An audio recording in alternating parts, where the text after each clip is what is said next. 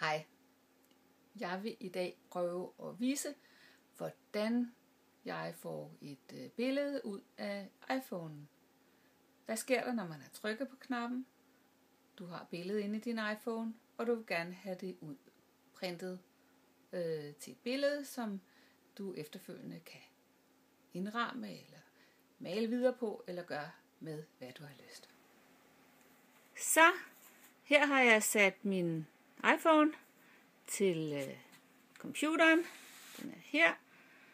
Og nu kan jeg så hente alle mine billeder, som ligger på iPhone'en, via computeren ind i et billedredigeringsprogram. Jeg bruger Adobe Photoshop, og det vil jeg så åbne nu. Her ser vi computerskærmen med Adobe Photoshop åbnet, og vores billede er nu blevet hivet frem og skal lige have det sidste endelige touch. Jeg plejer at give det en unsharpen mask, men alt det øvrige redigering er sket inde i iPhone'en. Men her der er det lige taget frem og skal lige have en unsharp mask. Her ser vi, hvordan jeg har åbnet Photoshop og har åbnet det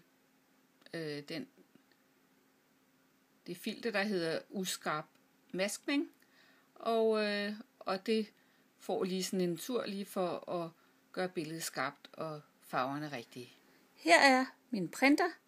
Det er en Stylus Epson 7800 Pro, og der sender jeg så mit billede over i, men først så skal der papir i. Nu har jeg tændt for printeren, og papiret er sat i. Papiret er et A4-ark og er en god kvalitet papir, som er en kunstnerisk udgave af et almindeligt fotopapir. Nu tilpasses papiret lige. Den printer ikke endnu printeren, men den gør lige sådan, at papiret er parat til tryk. Her kan vi se, at billedet langsomt kommer ud fra printeren. Det tager sin tid, men det er også fordi, at kvaliteten af trykket skal være rigtig godt. Der bliver brugt blæk, som kan holde farven, og altså lysægte og farveægte, i 100 år. Jeg viser lige her 4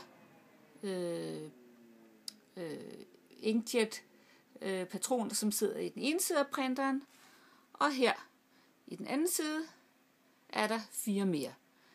Så der er i alt 8 store printerpatroner, og 3 sorte, som giver 3 forskellige sorte farver, som giver en unik farvedybde. Nu skulle billedet være færdigt, og jeg kan tage det ud af printeren. Her er det endelige billede. Det hedder Orange Vase, og det er bearbejdet med den iPhone-app, der hedder PicGruncher.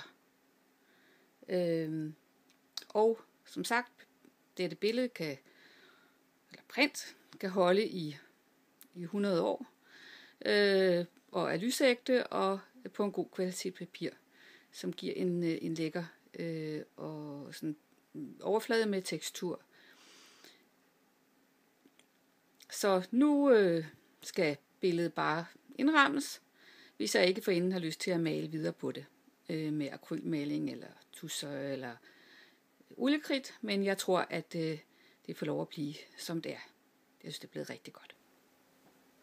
Tak fordi du ville kigge med og følge med i printet af billedet Orange Vase.